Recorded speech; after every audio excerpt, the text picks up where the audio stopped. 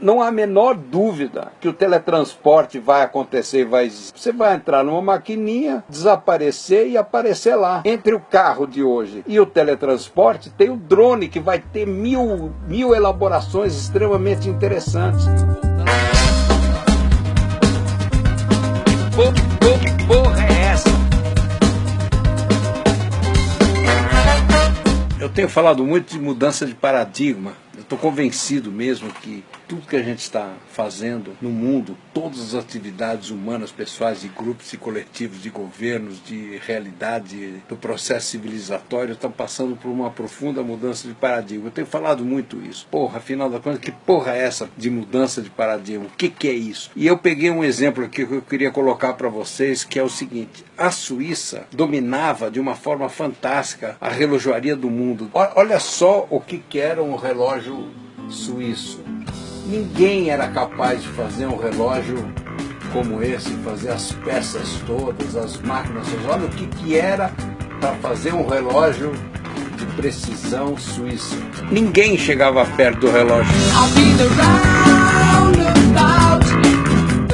Isso aí aconteceu uma coisa muito louca. O Japão, no fim dos anos 40, levou 2 bombas atômicas pela proa. Os Estados Unidos já soltou bomba atômica em cima de 2 cidades japonesas. Destruiu o Japão em todos os sentidos. E o Japão começou a se recuperar nos anos 50, tal, aí depois os Estados Unidos foi lá ajudar a recuperar. Essa lógica da guerra. A guerra aumenta o PIB, porque gasta dinheiro com bomba, com arma, com navio, com avião, com caralho a quatro. E depois gasta dinheiro na recuperação daquilo que foi destruído e tal. Mas o Japão estava nessa de se reconstruir e se reinventar. Tinha que se reinventar. Nada funcionava mais no Japão. E eles começaram a entrar para o eletrônico e descobriram que era possível fazer um relógio eletrônico. Um relógio não era nem digital, era eletrônico, era transistor. Um relógio que fazia a mesma coisa que os relógios suíços, que eram extremamente complicados, fazia aquilo com uma simplicidade incrível, com uma precisão muito maior que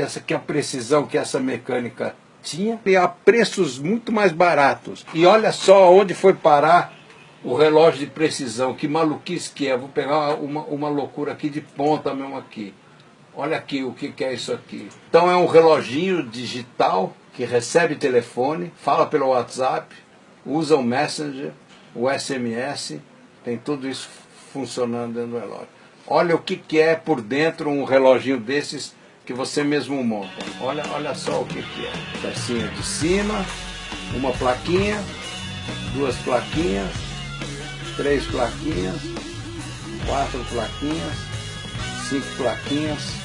Tchau. Meia dúzia de coisas faz um relógio que faz 200 coisas a mais do que o relógio suíço fazia e custa quase nada. Qual era o paradigma da relojoaria suíça? O paradigma deles é mecânica de precisão. O negócio da Suíça não era medir o tempo, era a mecânica de precisão. E não conseguiu imaginar que podia se medir o tempo de um jeito melhor do que com a mecânica de precisão. Na real, o futuro é muito mais simples do que o passado. O passado é que é uma encrenca. O futuro está muito mais fácil de digerir. O problema de não conseguir digerir é você querer manter o passado funcionando do jeito que estava. E isso é que está dando ruim. A outra forma de olhar para o século XXI é interromper essa lógica, porque não vai ter mais emprego do jeito que emprego foi pensado. Ou seja, o desemprego ele é uma questão absolutamente inerente à lógica do século XXI. As máquinas vão começar a fazer coisas de um jeito muito mais barato, de um jeito muito mais simples, de um jeito muito melhor, e as pessoas não vão ter emprego. Então não é pensando como garantir emprego para todo mundo que a classe política tem que pensar, mas como que as pessoas vão poder ter dignidade e ter uma vida decente. Isso sim tinha que ser objeto da discussão política, sair da lógica do emprego e entrar numa lógica de distribuição de renda universal. A renda de cidadania universal é a única saída para esse momento de turbulência que nós estamos, ou seja, o governo garante a todo cidadão que nasce o mínimo de dignidade para poder sobreviver, se quiser trabalhar, se puder trabalhar, se tiver trabalho. E se não quiser trabalhar por preguiça, ou seja lá pelo aquilo que for, a pessoa tem garantida um mínimo de dignidade de vida e está com a sua vida tranquila, e a partir disso começar a repensar como é que se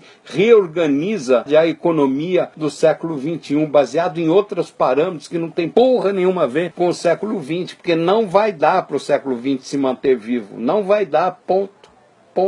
Um dos exemplos mais interessantes para entender isso é o drone. O drone é uma coisa muito louca. Do nada aparece um bicho que voa e que anda para trás, para cima, para baixo, dá cambalhota, faz o que você quiser e fica completamente estável no ar, parado, numa mobilidade que só os pernilongos, as moscas e os beija-flores têm. O drone está começando a chegar nessa maestria de voo. Um drone que sai da sua mão, faz a selfie e volta para sua mão, você pega e enfia no bolso, ele já existe. Já estão entregando pizza nos Estados Unidos com drone. Isso aqui é um protótipo de uma coisa. Olha o tipo de voo que vai ser capaz de fazer e como você vai poder se locomover no meio das árvores, no meio dos lugares. Aqui, ó, o que vai poder acontecer com ela. Aí você dobra a porra do drone, enfia no porta-mala do carro e vai embora. Mas aí tem um treco mais louco ainda, são as impressoras 3D. As impressoras 3D vão mudar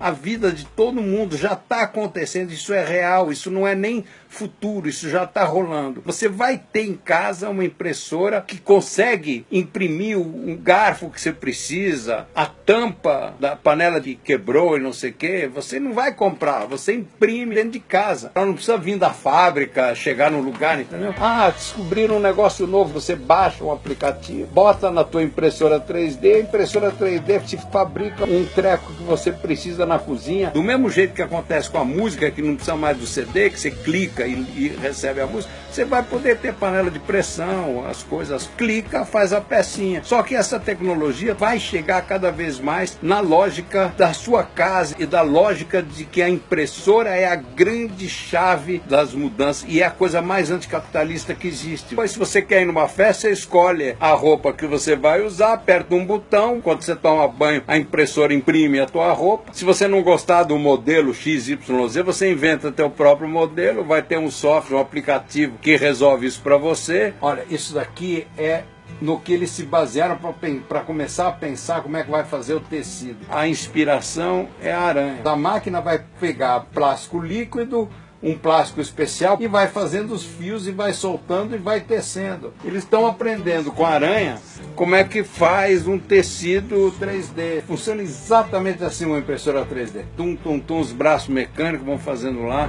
Se oriente, rapaz, pela constatação de que a aranha vive do que desce, vê se não se esquece.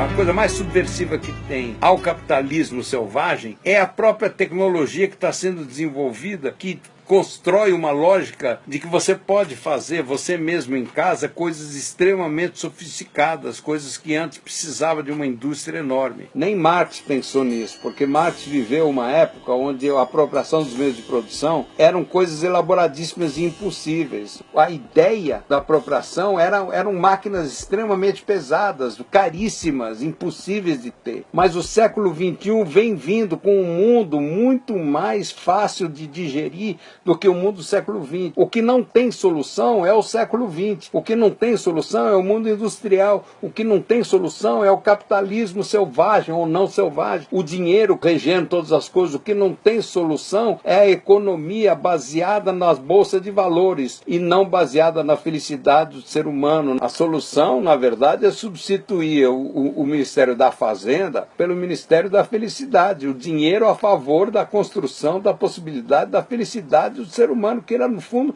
o único valor que interessa para todo mundo é esse. O dinheiro tem que estar a serviço da felicidade e não ser um problema que cria desigualdade. A lógica da economia do século XX é uma lógica que cria desigualdade de uma forma perene. O único jeito da seguridade social, do jeito que ela foi pensada durante o século XX todo, mesmo os governos mais progressistas que fizeram, vão ter que começar a fazer experiências de outra natureza. As moedas alternativas, as moedas que pensam em função das lógicas de quarteirão e não das lógicas nacionais e internacionais. Isso aí é o estrebuchado velho mundo. Não há nada que possa levar a uma vitória do Trump, do Temer, no sentido de uma coisa mais longa. O processo que vem vindo aí é um processo de evolução, de uma nova consciência, de uma nova forma de olhar para tudo isso, que vai construir a possibilidade de um mundo que garante a existência do século como um todo. Ou seja, daqui 100 anos ainda vamos estar nesse planeta. E no fim do milênio também, no ano 3000, 2000. É isso que nós temos que pensar, que as coisas estão indo por um rumo extremamente interessante, que esse mundo aí todo de maluquice, essa doideira absurda que está acontecendo é simplesmente uma zona de turbulência da passagem de uma coisa para outra, com muita gente que não está entendendo porra nenhuma